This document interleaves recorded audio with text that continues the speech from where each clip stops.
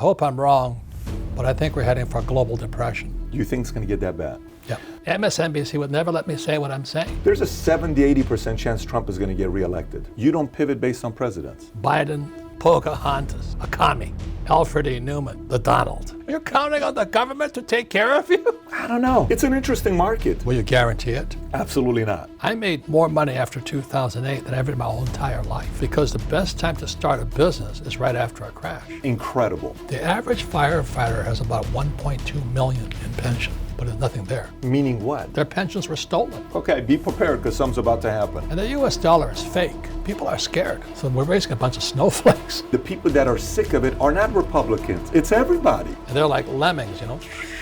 So what can I do? Everybody can do something, but they won't. And that's the problem. Don't change the world, change yourself. 30 seconds. Did you ever think you would make it? I feel I'm so close I could taste sweet victory. I know this life meant for me. Yeah, why would you bet on Goliath when we got Bet David? Valuetainment, giving values contagious. This world of entrepreneurs, we get no value to haters. Now they run, homie, look what I become. I'm the one.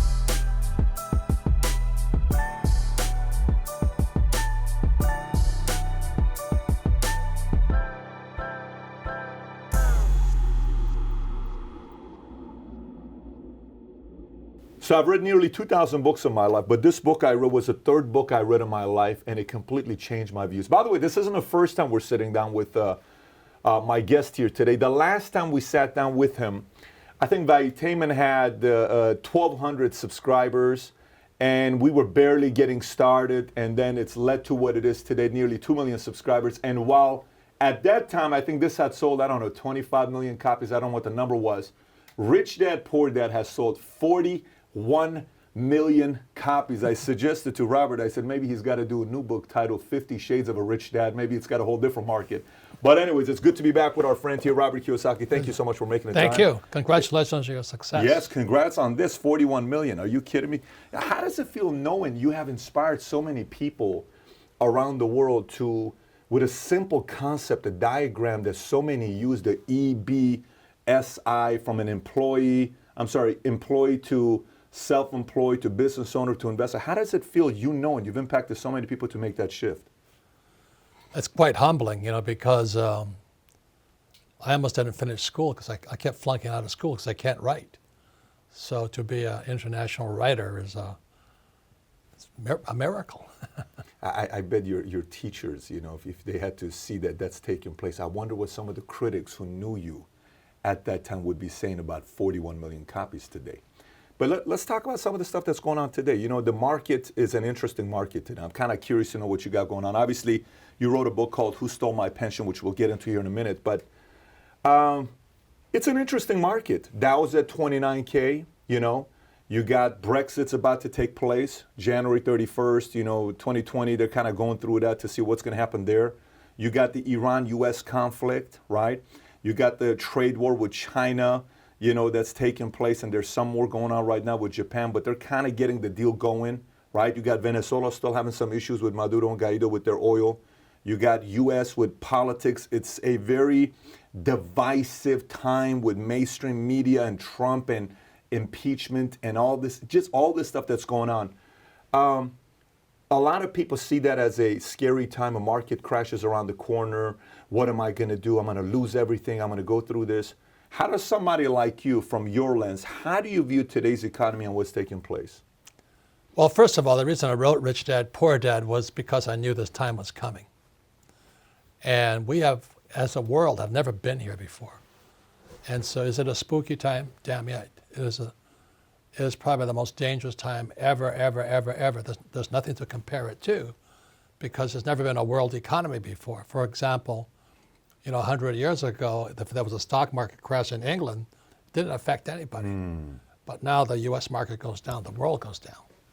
So plus with social media and all this we're doing now, and so we've never been here before. And you know, I'm excited about it because I make more money in crashes than I do when they go up. So, but for the average person, they'll get wiped out. I'm afraid at the worst, I hope I'm wrong, but I think we're heading for a global depression. Global depression. Yeah. What does that look like? Depression. I mean, people are depressed. The economy stays down. It's hard to come back up. And now the good news is that for those who are prepared for it, like you and things like this, you'll do better. See, not everybody dies in a plane crash. Some plane crashes. But the last crash in 2008, I was on Wolf Blitzer's program 6 months before Lehman Brothers went down. And I said Lehman was going down. And nobody listened, but it went down. And so I've been expecting this market to go down for quite a while. And I'm concerned about my fellow human beings. But as you know, most Americans are clueless. They don't know what's going on. But if you travel the world, I just got back from Africa and China and Japan and New Zealand. People are scared. Australia, which hasn't had a recession in 30 years, is in recession. But Americans are fat, dumb, and happy, having a good time, which is good. But I'm concerned. That's all I can say. I'd be afraid if I had kids. You'd be afraid about having kids today? If I had kids, no. I think as an adult you can go hungry, but you don't want to see your kids go hungry, and that's what's going to happen. Do you think it's going to get that bad? Yeah. Let me ask you this: what is the biggest factor that's going to cause that? Well, the reason I wrote Rich Dad, Poor Dad is the U.S. dollar. That's my book over there, Fake, which came out last year. Fake money, fake teachers, fake assets. And the U.S. dollar is fake. Never in the history of the world has any fake money ever survived. And we're doing the same thing. We just keep printing this money. And when I wrote Rich Dad, Poor Dad almost 25 years ago, people said I didn't know what I was talking about. I said savers would be losers. Now, today, there's quantitative easing, which is counterfeiting money. And then you have zero interest rates. And people are still saving money. Are you nuts? They just printed, I think, $500 billion in September of this year because the repo market is going down. And the average guy goes, well, what's the repo market? They don't know. So that's why it's fake money, fake teachers, fake assets. Our education system, it has been my rant forever. Why don't we teach people about money? Why is it? We all use money, but we don't teach people about it. So that's why I'm concerned. And I wrote this book, Who Stole My Pension? It's already sold out. But I wrote Who Stole My Pension because was the reason I wrote Rich Dad, Poor Dad. The two authors here, me and myself, Edward Siddell, we both had dads who lost everything. And when I was in my 20s and my poor dad lost everything, it scarred me. And I said, I'm never going to let anybody ever do that to me. So I had just come back from Vietnam in '73. My dad was unemployed, poor dad was unemployed, and he tells me to go fly for the effing airlines. I said, are you kidding me? And he says, go back to school, get your master's and get your PhD. I said, are you kidding me? Here the guy is unemployed. He's got no pension. He's got no paycheck. And he's telling me to go back to school. I said, what, learn nothing? And those guys who, my friends who flew for United Airlines, they're broke today. Their pensions were stolen. U.S. Air, same thing. You look at what's going on in Paris today as we talk, they're rioting. Millions of people are rioting because of pensions. Japan, they're rioting because of pensions. Terrible. You see them, it's terrible. Yeah. Yeah. And Americans, I wonder how my 401k is doing. I'm going, gee, I'd be a little bit worried, but they don't know. Americans live in a fishbowl. Everybody sees in, but Americans can't see out. So I travel the world constantly. And what I see going on in the world is disturbing. I was just in Argentina, and I took my kid brother there, and he came back a changed man. He says, you weren't kidding, were you? I said, no, I wasn't. My brother could not believe that what happened in Argentina is going to happen here. It's terrible. It's 12 million people working to support 9 million people in Argentina with an inflation of 32% right now. It's a absolute travesty what's going on over there. And when you look at Argentina from America, you're like, oh my gosh, it's the Europe of Central. It's a Europe of Central America. When you go to Argentina, it's such a beautiful place. But it's one of the most beautiful. Buenos Aires is spectacular. Beautiful place, and it's got nice hotels, food, restaurants, first class, everything. So Why do you think sometimes, the thing I'm always curious about is when we're talking about fear, Robert, what is the biggest difference between fear today versus fear 50 years ago versus fear 100 years ago versus fear 20 years ago? Isn't this a common thing? Like when market does well, economy does well, a few people are prepared for it. Most people kind of sit around, don't do anything about it. What's changed? And is that going to be happening 50 years from now, 100 years from now, where people capitalize and most don't?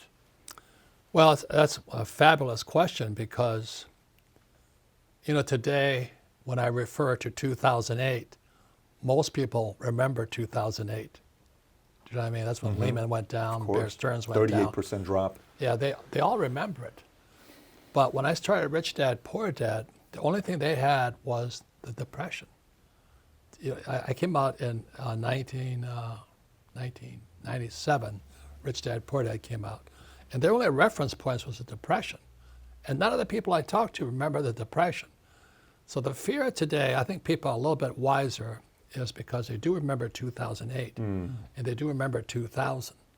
So 2008, 2000, 2008, and here we are today.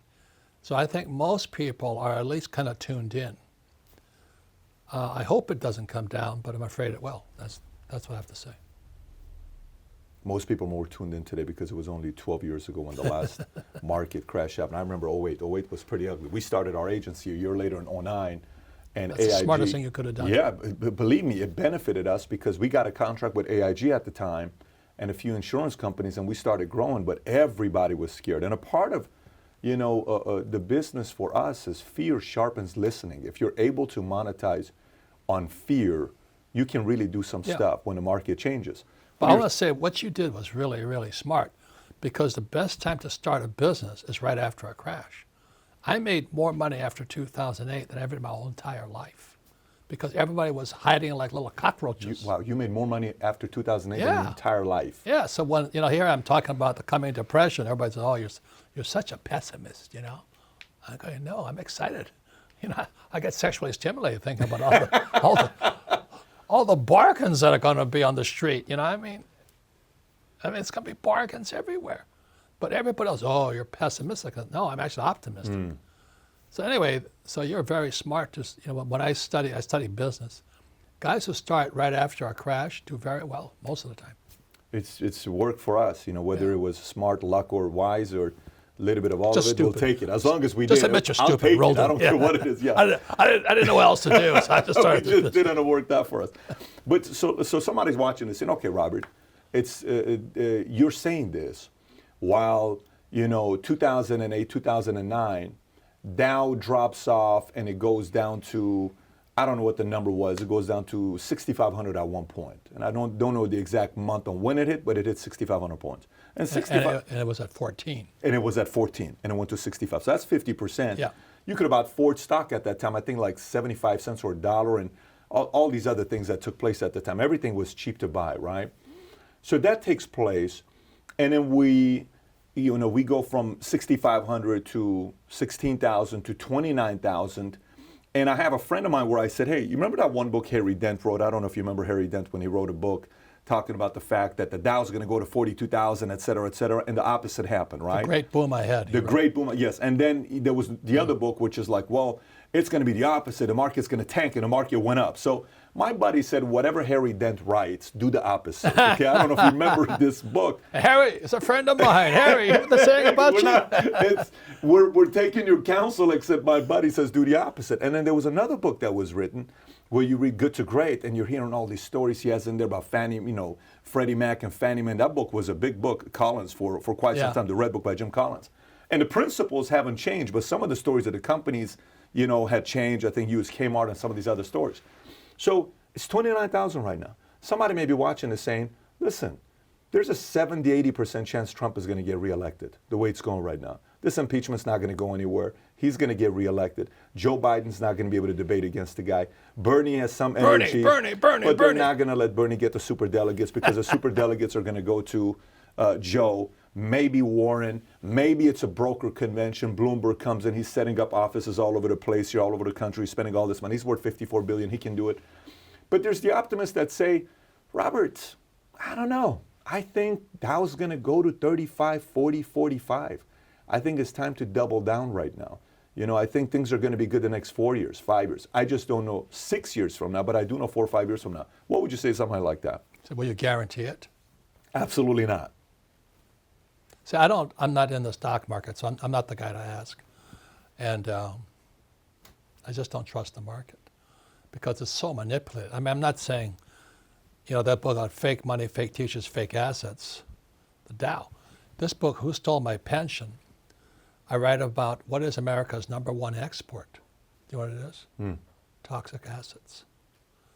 You know, 2008 was Wall Street. Toxic assets. Toxic assets. CDOs, MBSs. Yes. You know, derivatives. And so what is it today? Wall Street just looted the pensions. So this book, Who Stole My Pension, it's like I said, my co-author is an SEC attorney. And he got sick and tired of seeing all these bankers loot the pensions and get paid bonuses. And then the labor union guys who manage the funds get paid bonuses. And the guys who manage it get paid bonus. Meanwhile, the workers get screwed. So when this next crash comes, it's going to be horrible. Now you look at the other guy. So there's 2 authors. Ted Siddell, SEC attorney. His father was a CIA operative in Uganda. And Idi Amin killed his father. So his family went broke because there was no body. He couldn't collect anything because no body, no corpse. Whereas my father ran for political office against the governor of Hawaii, and he got crushed.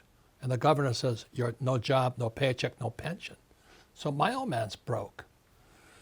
So Ted and I are about the same age, and we come back. He says, "My father has no money. My family's starving. My family was starving because my father lost everything." So it kind of put us on edge. You know what I mean? I don't trust my government. I'm not a Republican or Democrat. I like Trump, but they can't save me.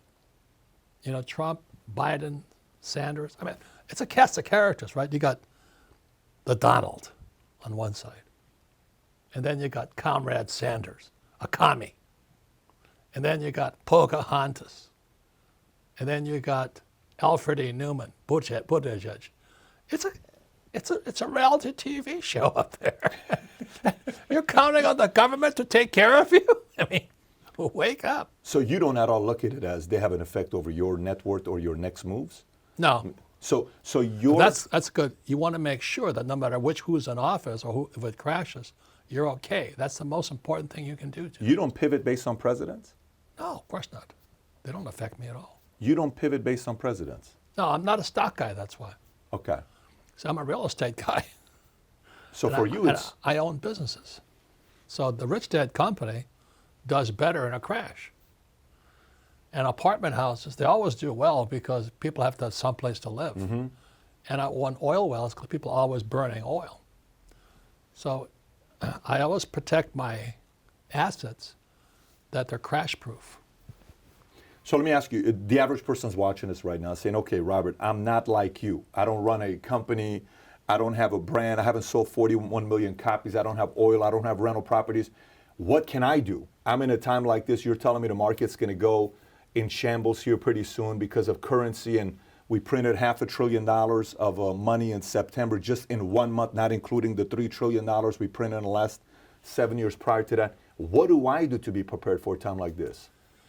Well, first of all, everybody can do something, but they won't. And that's the problem. You know,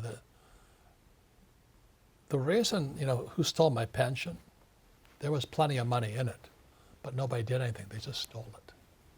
And people did nothing. It's like I said, when the crash came in 2008, not one of those guys went to jail. They got paid bonuses. So there's something rotten inside America. And I think the problem with many Americans is they're complacent. They expect, well, it'll heal itself again. So the thing that everybody can do is, as I covered in Fake, my first investment was a gold coin in Hong Kong. I bought a Krugerrand. I was flying off an aircraft carrier in Vietnam, and I went to Hong Kong and I bought a gold Krugerrand. The date was 1972. The reason the date's important is because in 1972 it was illegal for Americans to own gold. So I had to smuggle that little puppy into America. I put it in my pocket, came off the ship, and nobody checked, you know. But I felt like a criminal as I smuggled this gold coin because it was illegal for Americans to own gold after 1933 under Roosevelt.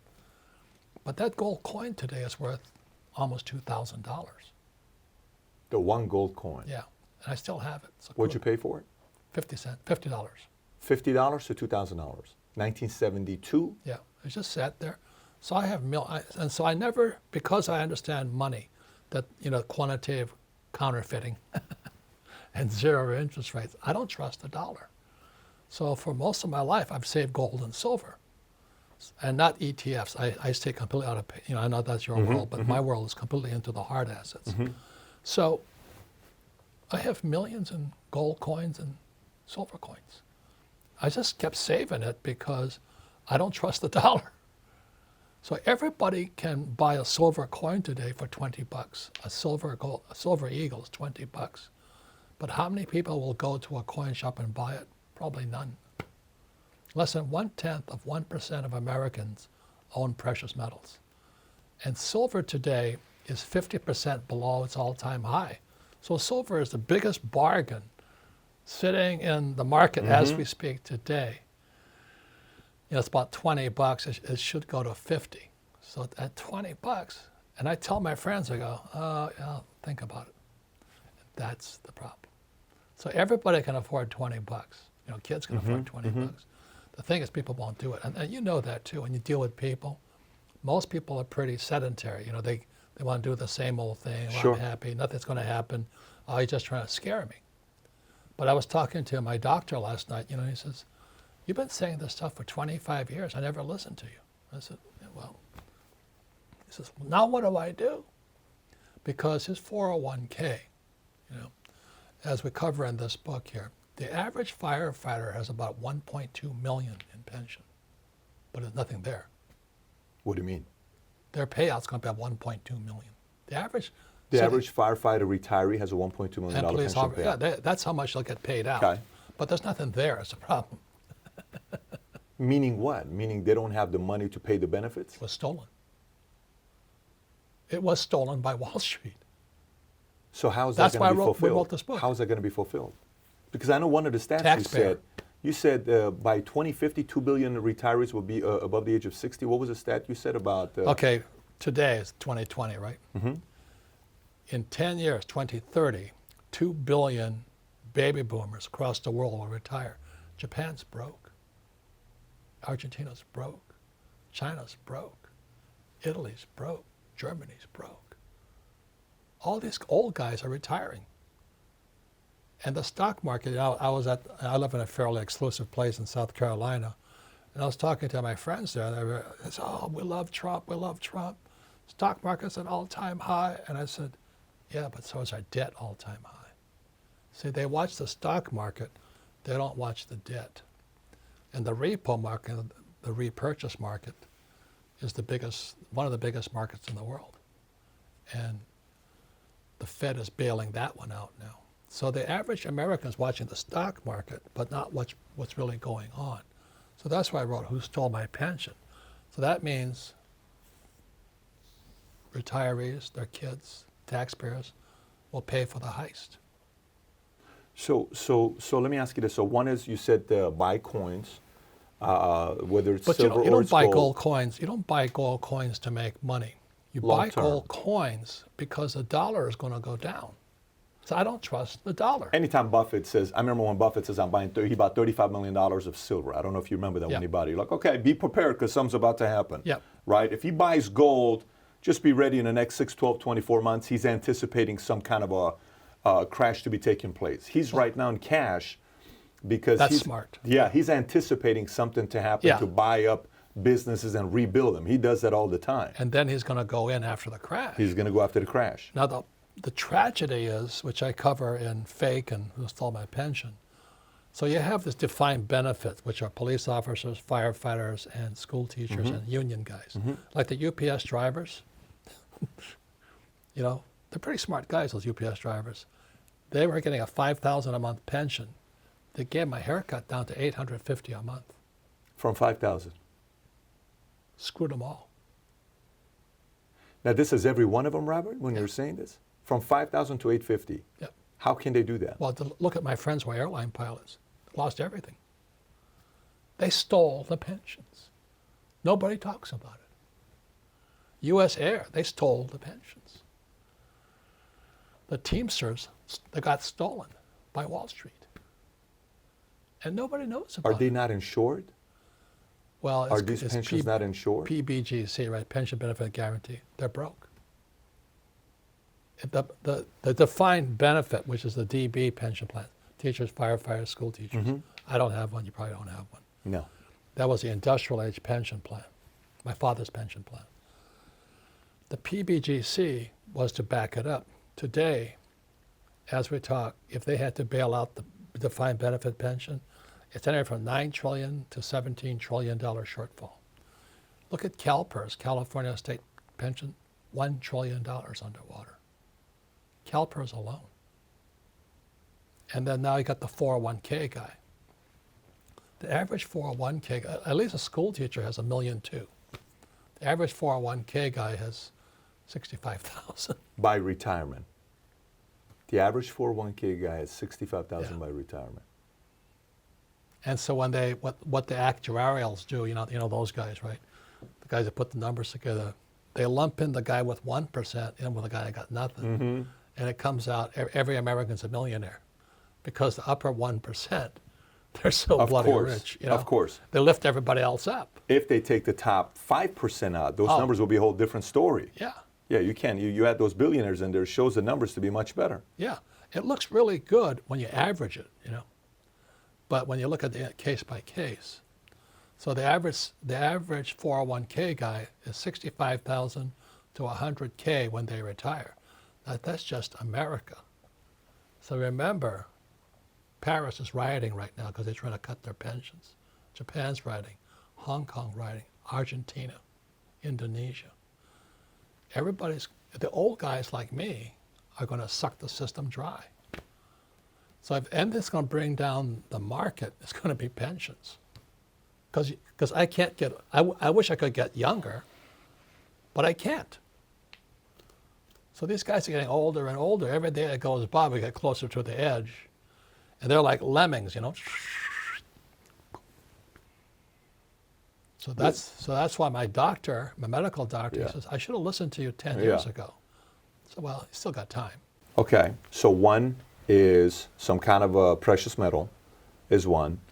Two, For money. for money as a form of Yeah. investment, long term. No, it's not even an investment. It's an insurance policy because the dollar is going to go down.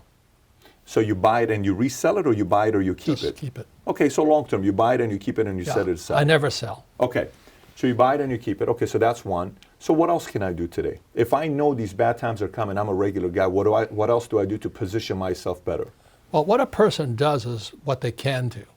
And since the average person has no financial education, they can't do much. So like, I can short the market. I'll make more money as it short's coming down. So I'm looking forward to it. But the average pensioner, they're handcuffed. They can't get out. If they take the money out, they're penalized 30%. They screwed them. They screwed everybody. That's Wall Street, the government, and all these guys. So what can I do? I'm one of them. What do I do? Does it go back to employee, self-employed, business owner, investor? Like, go find a business, go start a business, go reposition yourself career-wise? Is there a 1, 2, 3 step process on what I can do to be prepared for it? Well, the next book I'm writing with a guy named Jim Rickards. He wrote Currency Wars and all that. Next book I'm writing is called The Ravens. And Jim and I see eye to eye, definition of intelligence. He says, you should have gold and you should have silver. You should have museum quality artwork. I don't have any of that. Museum quality artwork. Yeah.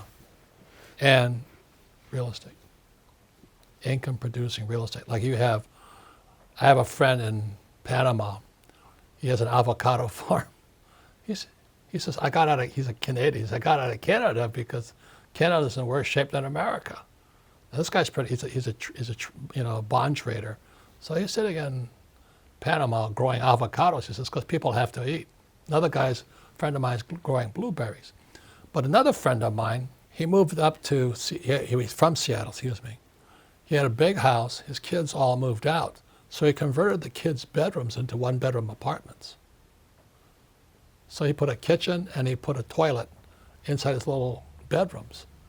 And so he now rents out 4 bedrooms. He's making more money today than ever before because a lot of workers commute to Seattle. So they come in, they check in, they come in on Sunday night, they check out Friday afternoon. It's at a little house. He's making more money. So the point is, everybody can do something, but you got to figure out what you can do. Yeah, so to me, what I take away from what you just said right there is use your creativity to kind of position yourself in a way, whatever that could be. Just think outside the box and be creative. Don't short stocks if you've never shorted a stock, because you know how dangerous that is. 100%, because it could flip on you and then you're... you short and then it goes up. Yeah, you're out. You're out, especially... Out of the money. I remember back in 01 when the margins, the 99, when the margin calls were coming up. I think there was even a movie named Margin Call 15 years ago. But how about industry-wise? So right now when you're looking as a lens, so don't look at yourself as who you are today. Let's go back to you're out of the Marines, okay? You're, I don't know, 32 years old, okay? You're 30 to 35 years old. You've just started a family, okay? You're just getting married. You're just about to have a kid. You don't have a lot of money to yourself. Maybe you got 20, 30, 40, 50 grand. You know, you got something going on. But you know this is coming.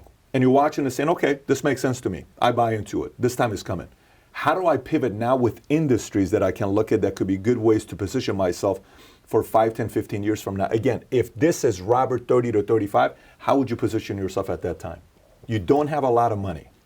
Well, you and I are educators, really. And there's something you should know about, technology. Look at all these cameras. Okay, it's called the Lindy effect. This Nassim Taleb wrote about it. He says anything that's been new in the last 20 years will be gone in 20 years. What's going to survive is old. So everybody thinks, well, technology is going to make it. What survives is old. It's the reason gold and silver will survive because it's old. Bitcoin may not survive because it's new. So I'm not telling you what to buy, I'm just telling you how to think. So Nassim Taleb has a book called Anti-Fragile, which is good. Excellent read. It's fantastic. He's a smart guy. Oh, yeah. But he writes about, how we have in school today, we're raising snowflakes. You have to have safe rooms. You can't trigger, you can't say anything, So we're raising a bunch of snowflakes. And he says the guy that's going to survive is somebody who's not fragile, anti-fragile. So what he says is this: whatever doesn't kill you will make you stronger. So he says when you go to the gym and you pump weights, you push 100 pounds, that means the next time you push, you might go 105. So bad times will make the strong stronger. And bad times will make the snowflakes weaker. So the thing is, as my Mexican friends would say, get some cojones, get some balls out there and get ready for whatever's coming. Don't run and hide and say, oh, Trump should have saved me or Bernie's going to save me. So the big thing is this anti-fragile is good, but another thing they should know is the bigger something gets, i.e. our banks, the more fragile. So the too big to fail companies are? More fragile. More fragile. More fragile. And the companies that will survive are like our companies because we're small. Nimble. Yeah. We make quick adjustments, quick moves. The bigger they are, the harder they fall, right? When Nassim Taleb, Anti-Fragile, Black Swan. Skin in the Game. Yeah, Skin in the Game. Great book, great thinker, So you're working for a big company like Google. You might be safe today, but you might be gone tomorrow. Whereas you're a little startup, you might have a better chance. I'm not saying what it is, but there's something everybody can do. Like I said, everybody can buy a $20 silver piece. Everybody can afford $20. But will they do it? No. They'll be at Starbucks sucking it down instead. So what would the 30 to 35-year-old Robert Kiyosaki do right now? What industry would you be looking at today to make your money? I'd be in this business. You would still be in this business? Education. Look at this. Content. Look at what we're doing. Wow. Look at what we're doing. I have several YouTube channels going out. I don't know what I'm doing, but I have young people doing it for me. So I'd be with technology. Now the cameras will be obsolete, but you can buy a new camera. Do you know what I mean? I wouldn't invest in the camera. I'd buy a camera, but I wouldn't invest in the company. You know what I mean? It's how you think about this right now. So just know that those who are in big companies who think they're safe might be at the most at risk. If you're working for Bank of America or Wells Fargo, you might be at risk. So you would position yourself more with startups than the bigger companies. Small company. Incredible advice, by the way. No, Incredible counsel. I don't like to give it. This is how I think. It's great counsel, though, but it's great perspective Yeah. that you're given. Okay, so far, counsel on what to do with the marketplace is coming. We talked about some precious metals, silver and gold. Buy them, never sell, keep them. Okay, great. Find a way to be creative, kind of like your friends. That house, 4 bedrooms, kids are gone. Put a bathroom there, sell them. You're making rent them. You're making money. Then the next one is don't work for a big company. Work for more nimble, smaller companies, and maybe content creation, education. Use the platforms that we have, right? There's something you said which was very interesting to me. You said the fact that we are printing money, we're in debt, and your friends, when you're in South Carolina at this exclusive community, they're saying, I love Trump, the market's doing great, it's Dow's at 29,000. And they said, but also the debt is at the highest it's ever been. So here's a way I see this, and I'm curious to know how you process this. Do you think the reason why we're not really having the conversation about the big elephant in the room, which is the, say $100 trillion of unpaid commitments that we have, not including the $22 trillion of debt that we have Medicare, Social Security, we have all this unpaid commitments that we made, not including the debt we have to Russia, to Japan, not Russia, to China, to Japan, all this stuff that we have to pay for, right? Do you think the reason why none of the presidents are really talking about it is because if they do, it's not a 8-year fix? So whatever they do, if they campaign on it, it's a 40-year fix. So because they have no influence to fix it, so they're just kind of letting it go to the next president? They can't fix it. Do you think that's why they're not talking about it? And all they're doing is inflaming people. You know what I mean? That they just talk about, Trump and his zipper, immigration and impeachment and all this. They can't do anything. So does that say that the current model of how we pick presidents, is that an effective model? Because, if they can't do anything, like why would I want to campaign around paying off the national debt when there's nothing I can do about it in 4 years? Because the GDP is what, 3.6 trillion, national debt is 22 trillion. Even if I took the GDP and I made no one make any money, everybody pay taxes 100%, 3.6 trillion. In 4 years, I wouldn't even pay off half the debt that we have. No, and that's why, Pocahontas, Elizabeth Warren talks about tax the rich, AOC, tax the rich. Well, I hate to tell you this, but the rich don't pay taxes.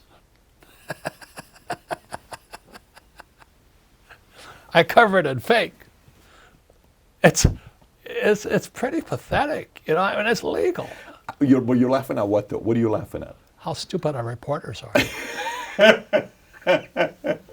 That's why these guys here, I love what these guys are doing, because they would never let me say this on CNBC. MSNBC would never let me say what I'm saying. But now because of YouTube and all these, the little guys popping up, we can say what we want. It's freedom of speech, except in school, I can't say anything. But anyway, this is the best time of all, but it's also the most dangerous. And that's what Nassim Taleb was talking about. If you're anti-fragile, if somebody punches you and you fall down, you go, thank you, I'm coming back stronger. That's kind of what's going to save you. But if you're the guy who is, you have to put me in a safe room, and you can't say anything that triggers me, whatever those kids say, I don't want them. They're not going to make it. But there's something happening though. There's something happening right now that's very weird. I don't know if you watched the Golden Globes. Is that what it is? The Golden Globes. Ricky, what's his last? Gervais. Did you watch Ricky Gervais's monologue at the Golden Globes? No. Oh my! It's 8 minutes. After this, with your wife, watch this 8-minute clip. I'll text it to you if you watch it. It is absolutely incredible, because what I notice happening with politics today is the snowflakes are giving birth to people who are so sick of it. And the people that are sick of it are not Republicans. It's everybody. It's like, because now the snowflakes are kind of offending Democrats. Republicans can't say this, you can't say that, you can't say this, comedian can't say that, comedian can't say that. And the comedians are like, leave me alone. I just want to tell a joke, right? And so I almost think today... Let me tell you a Rodney Dangerfield joke. Tell me. No, I could never tell it anymore. That guy was so funny. He was. They'd hang him today. They would, yeah, that would probably happen today. But you know, so today's comedians are like, listen, man, I feel like I'm handcuffed. Let me tell a damn joke. Yeah. But I think content creators are pissing off ABC, CNN, Fox, NBC, all those guys. I was just on a vacation with Steve Burke, NBC Universal. He says, we're in the spot right now. He's saying that? He's resigning next year. The biggest media company in America, he says, I told him about my little YouTube channel. He said, you guys are killing us. He said, you guys are killing us. Yeah. This is the NBC CEO saying you guys are killing us. Yeah. Streaming and all this, they can't compete. They're spending money to lose money. And by the way, didn't they just start they're launching a streaming company, something like that? Yeah. NBC just announced it, right? Yeah. Yeah, and end of spring. And by the way, Disney's streaming company after 2 months is already valued at $100 billion. Yeah, it's all bullshit. It's all bullshit. It's valued at $100 billion already, based on what Business Insider and some of the experts are saying. So, you know, but going back to it with the debt, so you get elected today to president. First of all, say you're campaigning on debt, and your campaign is, we have to pay off this $22 trillion of debt, and you bring awareness to listen, no matter what we're talking about, this debt is coming. If you think you love your kids or your grandkids, here's what they're going to be facing. This is the situation they're going to be in. And I'm going to sit down and be like, oh my gosh. Okay, let me see what this presidential candidate, Robert Kiyosaki, has to say. Boom, you get elected, you win. You're president. What are you doing with the long-term debt to be able to pay that off, long-term? Resign. They can't. I don't see a way out. Robert, you're saying there's no way out with the debt. Do you see a way out? I don't see one. I'm curious to know what I don't know. The math doesn't make sense to me. That's why what Taleb is saying, Nassim, you want to get smaller right now. You don't want to get bigger. You know, it's almost like being a Navy SEAL. You want to get into a small team. Like at Rich Dad, we have a small team. We trust everybody. We know everybody. Been working together, most of us, 25 years. And we don't let anybody else in. It's a little tight little group. So small is bigger, not big is bigger. Small is bigger, not better, big. Better, excuse me. Small is better. Let me give one more thing that's going on, which because I like to study trends. Back in the dark ages, every little town had a church in Europe and Asia. They all had this little church, right? Everybody rallied around God or Jesus or Buddha, whoever they rallied around. Mm-hmm. Then during the industrial age, they rallied around like the war heroes, like the Marine Corps, the Marines raising the flag on Iwo Jima and Robert E. Lee and Ulysses S. Grant. So it went from agrarian age of religious to industrial age with valor or heroes. You know what it is in information age? The victim. We worship the victim. When they start, like they're tearing down Robert A. Lee statues. Mm-hmm. Now, I'm not for slavery, but why are they tearing that down? That was history. Everybody's a victim today. Everybody's a victim, So my friend, they say, well, we should give the blacks back their money. We should pay them for slavery. I said, good luck. Well, what about the American Indian? They got their land taken too. What about the Japanese? We got locked away in internment camps.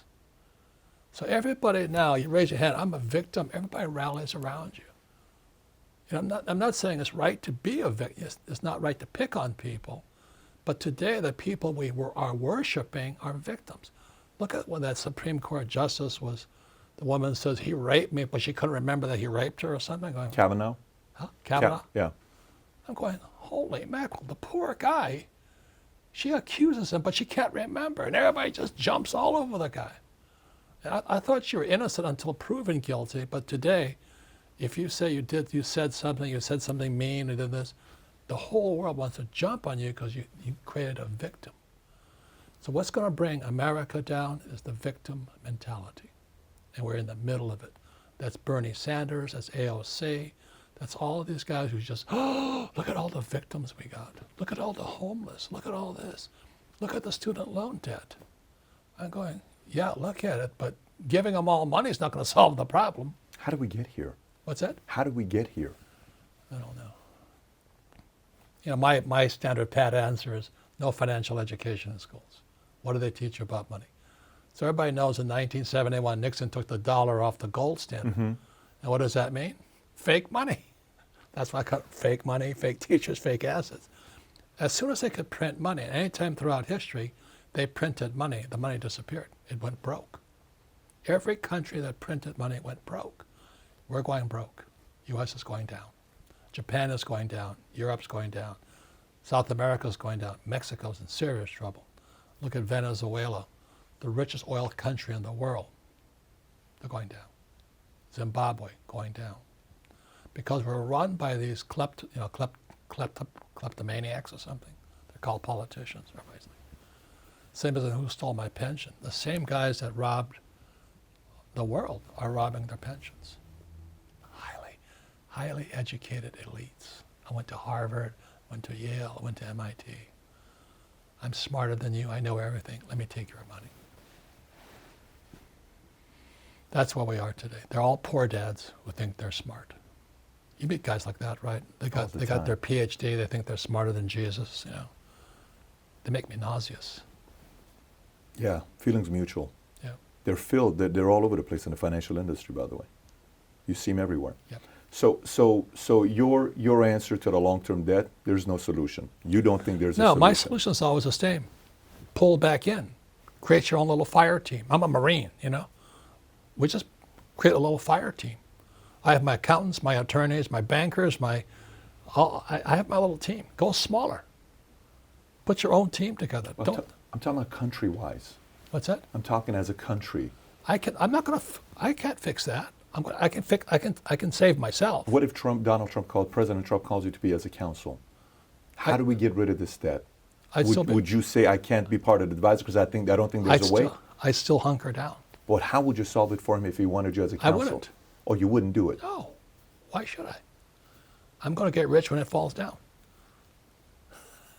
So it's irrelevant to you. So you're simply looking at it from the libertarian standpoint of I'm going to take care of myself, and that's what I can control, and I have my team to help me with that. Everything else is out of my control. I'm not touching it. Yeah, but there's one thing that's different. Marines fight as teams. I have my own fire team. I have the best accountant, the best attorney, the best banker, you know. You got to have politicians on your team, too. So hang on, the average guy has a financial planner. So you got to have politicians on your team, too? Yeah. Trump is my friend. Governor is my friend. City councilman is my friend. Got to play the game. Don't change the world, change yourself. That's what I say to every person out there. Now, if you don't know anybody, let's say you're an employee of Google, you're screwed because you don't know anything. Who's your accountant? Who's your attorney? Can you read a financial? Do you know how to trade a stock? Do you know how to short a stock? No, but my team can.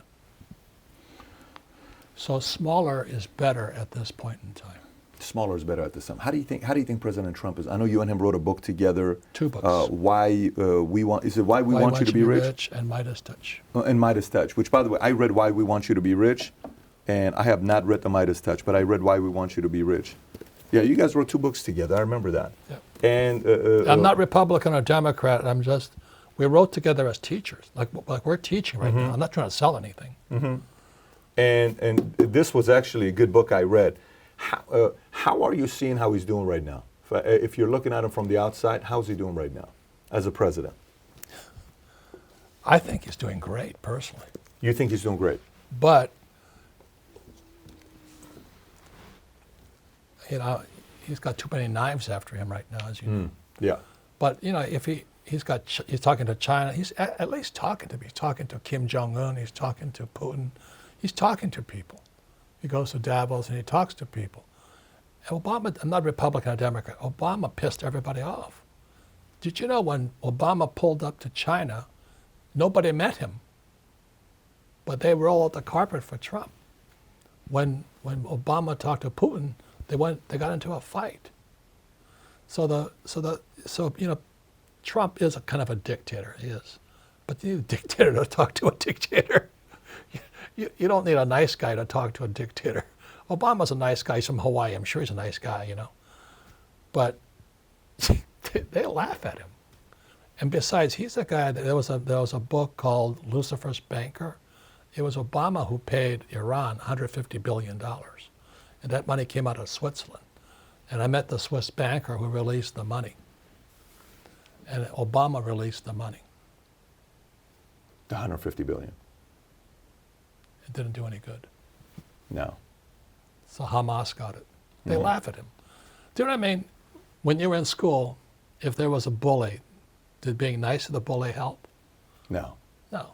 You either go up and punch it out or run away. But you don't try and talk him out of being a bully. I think, well, AOC could, hi. She's pretty cute. Yeah, I'll talk to her. But it's like schoolyard, right? And that's what it is. So I was never the smartest guy. I wasn't the toughest guy. I played football and all this. But I hung out with the guys who were tight. We just had a little tight group. Got through school. You think he's going to get reelected? Yeah. He's going to get reelected. Well, unless something happens, if you know what I mean. Any plans of writing another book together, you and him? We were going to in 2015. Then he called me and he says, guess what? I'm running for president. And he announced it on my radio show. I was the first guy. I said, well, congratulations, good luck. And I'm going to stay away from you. You said I'm going to stay away from you. It's a target. Do you know, in all the Caesars, right, there was like 300 Caesars. Only like 20 died a natural death. The rest were all murdered. That's what Taleb was, Nassim Taleb. He says the bigger you get, the bigger target you get. He says the most successful country is like Switzerland. Who's the president? No one knows. But every country where you know the president, they're just big, they're fat, they're bloated. And the most successful countries are small, like Singapore. So that's why, all the guys, so if you're small and listening to this program tonight, I would say you just pull your horns in, wait for the crash, but have your team together. I trained as a Marine sniper. Even we had we had designated snipers. We fought as teams. We never go by themselves. And in school, they teach you to be the A student, do it all by yourself. Well, the A students are ruling the world. They don't know anything. Whereas I have my little fire team, my accountants, my attorneys, my bankers, my real estate guys, my financial planners. We're kicking ass because we stay small, we stay low. Let me ask you this question when you're talking about that team. When you're putting your team together, what are some things you look for as a team? And what does it take to build a stronger bond with your team? It takes time. Okay. That's all.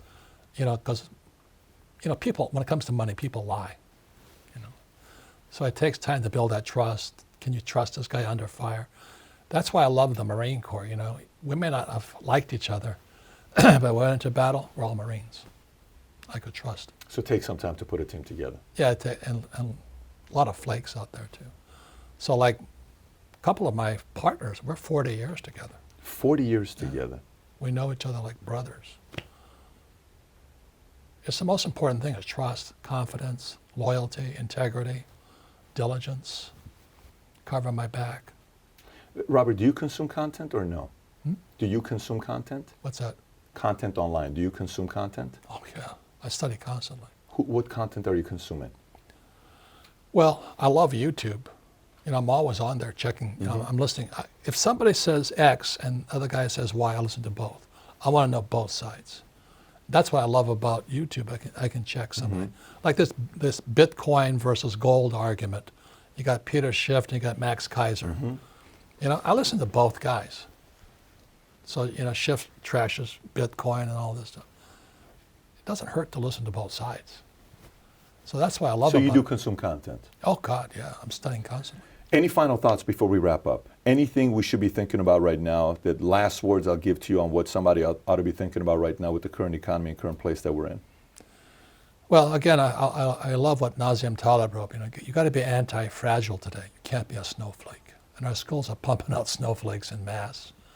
And I hope your kid isn't one of them because we screwed the kids. The student loan debt is now bigger than 1.6 trillion. It's now bigger than the subprime debt. We've screwed everybody, including our kids. And that's why there's no financial education in school. That's why everybody's fake. I wouldn't trust a school teacher's advice for anything. Nice people, my whole family of school teachers. They don't know anything about money. Nothing. They want their pension and paycheck. Who would you listen to? If you're saying don't listen to teachers, who would you listen to? I listen to guys like you. I listen to Max Kaiser. I listen to Schiff. I listen to Taleb. But I listen to all the whack jobs also, because they might be right. What I love about YouTube is so fast. Most of them like 10 minutes, Yeah. Okay, good. I'm out. Next, I got my shot of a whack job. So having said that, this is the second time we sat down together. Obviously, every time we sit down with him, the conversation is just fascinating to get into Robert's brain and Robert's mind. We're going to put the link to all the books below. Robert, we're going to put the link below for Who Stole My Pension and Rich Dad Poor Dad. And since you mentioned Nassim Taleb 5 times in today's episode, I'm going to put the books of Nassim Taleb as well below. And by the way, while you're watching this, I'd like to get you to send a message to Robert Kiyosaki. Send him a tweet over here. We'll put his handle there. Mine's going to be right here. Tell us what you took. What's your biggest takeaway from this episode with Robert Kiyosaki? And if you haven't subscribed to the channel, please do so. Robert, thank you so much for being a guest. Keep up the good work. Yes, thank you. We'll do. Congratulations on your success. Thank you. Thank you so much. Thank you.